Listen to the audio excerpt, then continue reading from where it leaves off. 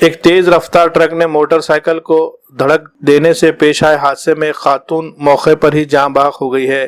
یہ حادثہ منگل کی شب ڈیرہ پارٹی کے قریب پیش آیا۔ لوہا کے شیخ رفیق بابو اپنی موٹر سائیکل پر اپنی بیٹی آفرین بیگم محمد اظہر الدین ساکن پربھنی کو ناندیڑ میں خانگی دواخانے میں معائنے کے لیے لائے تھے۔ لوہا واپسی کے دوران ڈیرہ پارٹی کے قریب مخالف سمت سے آ رہے ایک تیز رفتار ٹرک نے رفیق بابو کی موٹر سائیکل کو دھڑک دے دی۔ اس حادثے میں آفرین بیگم کی موقع پر ہی موت واقع ہو گئی ہے، جبکہ شیخ رفیق بابو شدید طور پر زخمی ہو گئے ہیں۔ حادثے کی اطلاع ملنے پر سونکھیڑ پولیس اسٹیشن کے اسسٹنٹ پولیس انسپکٹر وشال بھوسلے اپنے ماتحت ملازمین کے ساتھ وہاں پہنچے۔ حادثے کے بعد ٹرک ڈرائیور وہاں سے فرار ہو گیا۔ پولیس نے ہائیوا ٹرک کو اپنے قبضے میں لے لیا ہے۔